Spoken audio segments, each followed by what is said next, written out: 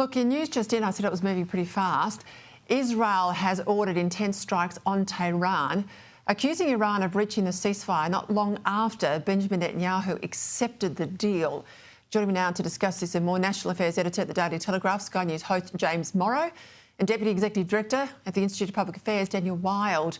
I'll start with you, James. I know it's only emerging now, this resumption of strikes against Tehran. I guess my issue with the way it's played out today, you know, the comments from the US President that there is now a ceasefire long before the two parties came out and agreed to it. My concern is this seems very, very premature. There's not yet confirmation that those nuclear assets in Tehran and in Iran more broadly have been taken out. And, you know, I know you want to finish these wars quickly or these strikes quickly, but you want to finish them absolutely. You want to win them. You don't just want to get it done quickly. What do you make of this news tonight?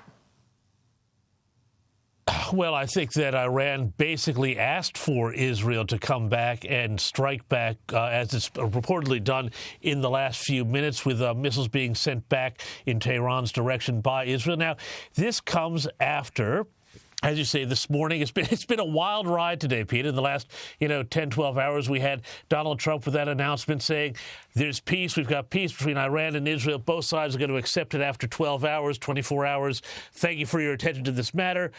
Well, Iran, as we know, they kept firing missiles until the last minute, and then they went over that, and they hit an apartment block in Beersheba in the south of Israel. 4 people, I think, reportedly died there, which is, of course, a tragedy.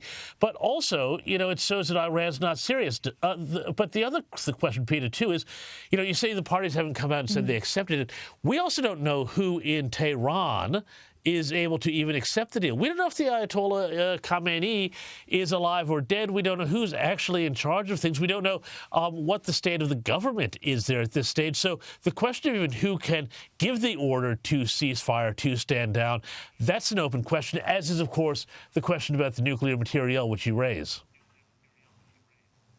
We'll come back to this with Tom Switzer from the Centre of Independent Studies, a bit of a US expert. He'll join me in a moment. But let's go to the domestic fallout for our Prime Minister here in Australia about all of these various issues around his belated response to the US strikes. As we know, nowhere to be seen on Sunday, only out briefly yesterday, pretty much on the back foot again today. Sat down, of course, with Kieran Gilbert, defending not going to NATO and everything else. Have a listen. Should you have gone to NATO, given he wants to meet with the Indo-Pacific allies? They're not there, Kieran. The President of Korea is not there. The Prime Minister of Japan is not there. In terms of the IP4, 3 of the 4 leaders aren't there. That was a part of the decision-making process that we made. NATO is about NATO. Sure, Dan, those neighbours are not there, but everybody else in NATO's around the table. And I think it's less to do about whether he'd be stood up by Donald Trump again, and more about the fact that when he sits around that table and we're 2/5 of bugger all in terms of defence spending, 2.33% of GDP, everybody else is 3% and plus, we look like we're not pulling our weight. Well, that's right. Unfortunately, Peter, Australia is not taken seriously on the international stage at the moment. And a part of that is, as you correctly identify, we're not putting in our fair share. But another part of it is I think that this government has always had a domestic focus and a domestic lens that it casts over the foreign policy decisions, particularly as it pertains to matters in the Middle East. That's driven by, as you know, the high Islamic vote that Labor gets, and it wants to continue courting that vote. And it's also partly driven by the fact that there's been a long-term hostility among some within Labor towards the United States.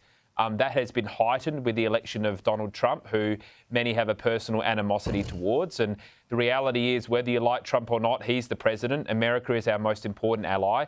And I think that there's a lot of concerns about how the government, as I say, casts a domestic lens over these important foreign policy decisions. And they seem to not have the ability to put our national interests ahead of their domestic political considerations. And these are the consequences that we're now seeing. I was a bit cranky with the Prime Minister last night, James, on air, because I thought it was a dereliction of duty that he did not have an NSC on Sunday. He should have called a National Security Committee meeting. He was asked pointedly about the terror threat today. He said it has not changed. And he sort of was a bit glib with his response. I don't think he's across his brief in general terms, particularly in this space. I'm not confident that he's getting the briefings he should. I'm not confident that the experts are meeting with him as regularly as they should. We also know, of course, ASIO and the AFP, which have got carriage of these issues in Australia, well, he punted them out of the NSC in his last term and was only embarrassed and forced to put them back around the table.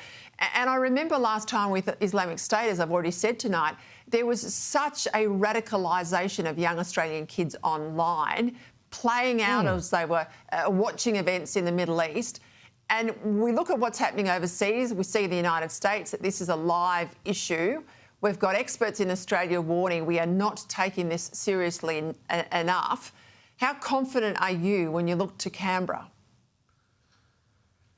Not terribly, Peter. And, you know, you bring up the NSC, and this is not the first time we've had these issues around this. I mean, I recall after the October 7th attacks on Israel by Hamas, there was a great question about whether or not the Prime Minister had even bothered to call the NSC together during that international crisis. So, you know, I think there's a real pattern we can see here of this government being really passive. And frankly, when it comes to this sort of national security stuff, and whether it's, you know, the United States and China, whether it's this, Iran, whatever, there's a passivity.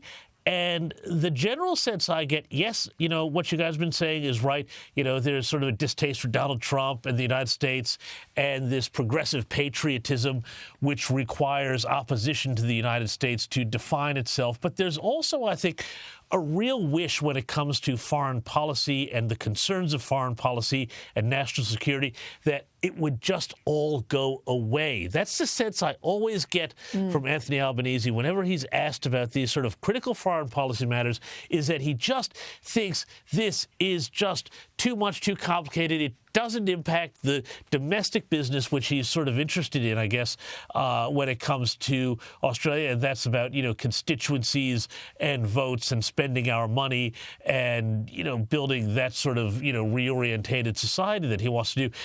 He finds the foreign policy stuff, the security stuff, a huge distraction, and I don't think we are very well served by this government at all when it comes to it.